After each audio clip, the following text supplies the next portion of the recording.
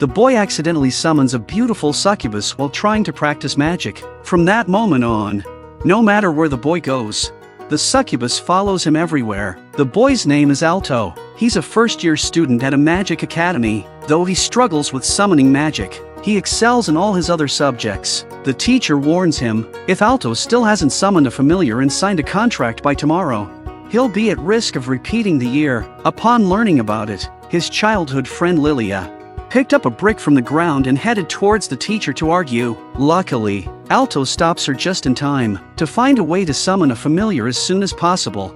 Alto heads to the library to do some research. There, he's accidentally struck on the head by an old summoning spellbook. Alto takes the book home and discovers that although the pages are worn and damaged, the summoning magic circle is still perfectly intact. He decides to give it a try and begins chanting the incantation. Alto expected to summon a strange creature, but to his shock, a succubus appears before him. The succubus tells him she'll grant him one wish. Without hesitation, Alto asks her to become his familiar. The two then form a soul contract, but in exchange, the succubus will absorb Alto's magical energy. Her name is Vermeil. Vermeil explains that Alto's magical power is so dense, it's a deadly poison to ordinary familiars. But for a demon like her, it's the perfect energy source. Alto was confused. Why would a high-ranking demon willingly become a human's familiar? Vermeil explains that, although she possesses immense magical power, it was Alto who freed her from her seal, and that act of kindness made her choose to become his familiar willingly. The next day, Alto brings Vermeil to class and tells the teacher that she's his familiar. The teacher is skeptical of the humanoid succubus, until Vermeil shows the contract mark, finally convincing him. Alto successfully passes the summoning magic exam. However, Vermeil's sudden appearance at Alto's side stirs up Lilia's jealousy. After school, Lilia challenges Alto to a duel, agreeing that the loser must obey one condition set by the winner. The battle begins. Lilia summons her wind elemental familiar and launches a powerful attack.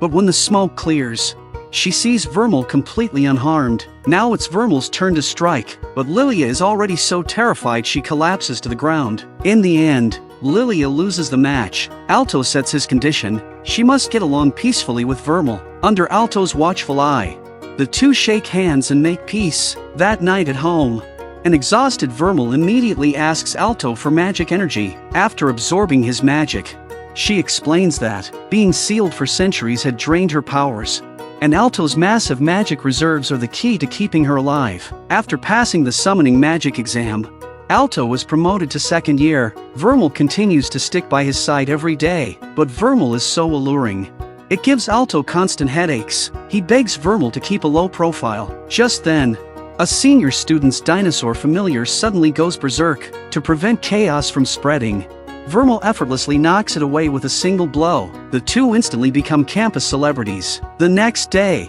a student named Recus, from the self-proclaimed Dragon Cavalry, confronts them. Turns out, he's the owner of the dinosaur familiar Vermeil knocked out. As Recus argues with Vermeil, Alto seizes the moment and uses an ice magic sneak attack on both of them. Thinking they've secured victory, they're caught off guard when Recus summons a Tyrannosaurus familiar using a magic circle, facing the T-Rex's onslaught.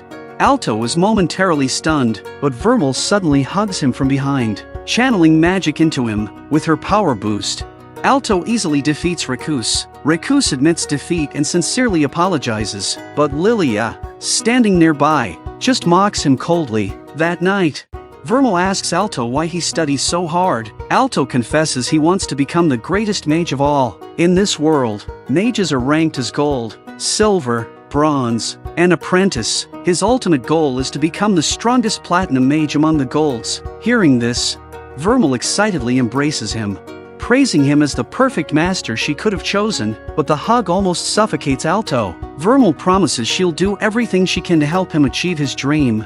The next day, the headmaster summoned Alto, Lilia, and Cheryl, another top second-year student. He announced that one of them would be chosen as the second-year class representative. The test was to retrieve a fairy blossom from the bewildering forest before 6 p.m. After entering the forest, a vain noble boy named Marcus suddenly joined the competition. He was the son of an earl and also Cheryl's young master. Marcus boasted that he'd prove his strength with his beetle familiar, but the very next second, he got himself stuck in a tree. Helpless, Cheryl had no choice but to use a tree branch to rescue him, and gave up competing in the challenge. Alto and Lilia had to continue on their own. Soon, deep in the forest, they discovered the fairy blossom, but it was guarded by a pack of three-headed hellhounds. Just as Alto was thinking of a strategy, Lilia pulled out a high-grade invisibility potion. After drinking it, her body started to turn transparent, but her clothes remained visible. With no other option, she had to go naked. As Lilia carefully approached the hellhounds,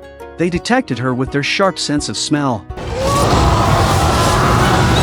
In a critical moment, Alto used magic to draw the hellhounds' attention, giving Lilia the chance to grab the fairy blossom. With Vermeil's help, they successfully defeated the hellhounds. Lilia also managed to pick the fairy blossom, but just as she was handing it to Alto, the potion's effect wore off. Panicked, she tossed the fairy blossom, and it landed right in Cheryl's hands. In the end, Cheryl became the second-year class representative without lifting a finger. That day, a group of flying dragons soared over the academy. Leading them was a young girl named Chris, captain of the Dragon Cavalry, one of the 5 student council officers, and one of the 7 gold-class mages. In short, she was extremely powerful, but the stronger someone is, the worse their temper tends to be. Angry that Ricus had lost to a second year like Alto, she publicly beat him up. Then she decided to challenge Alto herself. At that moment, during PE class, Alto was still unaware of the danger approaching. Marcus stood nearby, explaining how powerful Chris was. After hearing his explanation, Alto couldn't help but admire her. He also dreamed of becoming a gold-class mage. After PE, while changing clothes, Vermeil suddenly appeared in the boys' locker room, causing a huge commotion. Lilia strongly objected to Vermeil's actions, and the two started arguing again. This gave Alto a major headache. Afterward, they went to visit the injured Ricus. When Alto learned everything had happened because of him, he decided to take the challenge head-on. At the duel arena, Chris acknowledged Alto's courage, but vowed to make him pay the price for challenging above his rank. As Chris began summoning her familiar, Vermeil is transferring magic power to Alto. Once the magic transfer is complete, Alto launched the first attack using ice magic, but Chris easily deflected it. She immediately countered with a magic cannon blast. Vermeil took the hit directly, leaving her arm badly burned. Faced with Chris's continuous bombardment, Vermeil began to wear down. Alto made a desperate move and activated his ultimate attack, a barrage of dense ice projectiles aimed at the opponent. Just when everyone thought the battle was over, Chris suddenly soared in on a giant flying dragon. With full control of the skies, she held a major advantage. Alto, stuck on the ground, was on the defensive, but in the direst moment, Vermeil smiled. She teleported herself and Alto right behind the dragon's back. Alto took the chance to press an ice spear to Chris's throat, and turned the tide of battle. After this victory, Alto became the new star of the Magic Academy. Many girls began to admire him, which made Lilia extremely upset. She picked up a rock and prepared to throw it at the girls. But just then, the dashing teacher Obus walked by. All the girls immediately turned their attention to him. Obus acknowledged Alto's abilities, but warned, duels are the way of the weak. His elegant demeanor left Alto deeply impressed. He even teased Lilia, asking if she had a crush on Obus, which only made Lilia explode in anger. Meanwhile, the defeated Chris sincerely apologized to Ricus. Ricus was moved by her honesty and forgave her. That night, Vermeil once again asked Alto for more magic power, but Alto said that kissing should only be between people who like each other. Vermeil replied that she really liked Alto. The next day, Alto asked Obus in confusion, "Can a demon fall in love with a human?"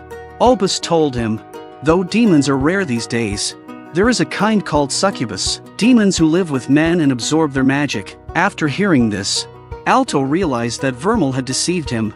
At dinner, Alto directly asked Vermeil if she was only staying by his side to absorb his mana. Vermeil responded with a hug and sincerely confessed that her feelings for Alto were real. Absorbing his mana was only for survival. Without it, she would vanish. Alto believed her. The next day, Alto once again ran into Professor Obus and thanked him for his advice on love. However, Obus warned, puppy love can interfere with your magical studies. Obus was handsome and gentle, which made Alto greatly envious, but behind the scenes, he was an evil person. He used the emotions of female students for illegal experiments, causing their mana to go berserk, nearly freezing one into a statue. The incident shocked the school. The student council was tasked with uncovering the truth. That night, Alto was helping Vermeil measure her height for a familiar data report assigned by the professor. The report required everything from species traits to height, weight, and even body measurements to get the most accurate results.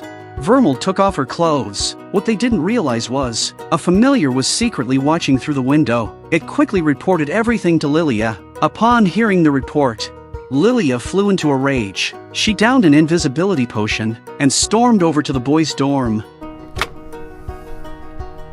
Just as she entered Alto's room, he suddenly walked toward her, but only to grab a book from the shelf. The next day, Alto took Vermeil into town. She spotted a dessert shop and wanted cake, but when Alto glanced at the wallet, he decisively refused her. Vermeil squatted in a corner and sulked. No matter what Alto said, she wouldn't budge. In the end, Alto gave in and bought her the cake. Just then, a friend of Recus approached, asking for help. Recus had suddenly become violent and extremely powerful. He had brutally beaten Chris, even as Chris lay on the ground in defeat. Recus continued mocking her. Alto rushed in and held the injured Chris. Furious at what Recus had become, he swore to make him pay. Recus, just as enraged, summoned his familiar, now armored and more powerful than before. As Vermeil prepared to fight, Student Council President Elena appeared. With one swift strike, she took down both Recus and his familiar. An investigation began. They found Recus had been subjected to drugs or forbidden spells. A calculated human experiment. Chris slammed her fist on the table, vowing to expose the one behind it all. Meanwhile, Alto successfully passed the apprentice mage exam, but at that moment, his face was filled with sorrow. He couldn't feel happy at all. Just then, Vermeil told him she was feeling a bit tired. She wanted to head back and rest. Alto wanted to walk her back, but Vermeil turned him down. She told him not to worry about her. Then she walked away without looking back. Lilia found it strange too, because this was the first time Vermeil had left Alto behind and walked off on her own. At the same time, on her way back, Vermeil happened to run into Professor Obus. In response to Obus's friendly greeting, Vermeil got straight to the point. She accused him of being the true mastermind. Since this had nothing to do with her directly, she had no intention of exposing him. But then, Vermeil gave him a sharp warning. If you dare lay a finger on Alto, I'll rip you to pieces, soul and all. At that moment, Obus finally realized Vermeil's true identity. He couldn't help but marvel at the pressure of her overwhelming presence. Vermeil, having said what she needed to say, turned and walked away. But just as she did, a paper talisman came flying by. Obus suddenly appeared behind her and injected a berserk serum into her neck. At that moment, the contract mark on Alto's right hand burned with searing pain. He immediately realized something had happened to Vermeil. Suddenly, a loud explosion echoed across the entire school. All the student council members sensed something unusual. The sky instantly turned dark. Alto recognized the presence. It was Vermeil's aura. Without hesitation, he rushed out. Elena also moved quickly toward the scene. That's when the paper dolls appeared again. Even though Elena cut one in half with a single slash, it regenerated the very next second, and a swarm of paper dolls surrounded her layer by layer. At the same time, a bizarre figure appeared in front of Elena and restrained her. Vermeil had completely transformed into her demon form. With just a casual wave of her hand, she wiped out an entire plane. Alto and Lilia arrived just in time. Seeing Vermeil like that, Alto was deeply worried. Obus smugly declared his custom berserk serum had been a great success. That's when Alto finally realized Obus was the one behind everything all along. Consumed by rage, Alto unleashed all of his magic power. Bound by the contract, Vermeil's berserk state grew even more intense. She instantly charged at Obus. But in that moment, Alto suddenly appeared and took the deadly blow. Vermeil stared in horror, realizing she had killed Alto with her own hands. Heartbroken beyond belief, grief and fury made her lose control again. Obus stood frozen in fear at the sight. Just as Vermeil was about to kill him, Alto suddenly embraced her. Vermeil snapped back to consciousness and returned to her human form. Seeing the wounded Alto, Vermeil broke down in tears, filled with regret, but Alto gently comforted her, telling her not to blame herself. The very next second, he collapsed and lost consciousness. Vermeil immediately injected her golden mana into Alto's body.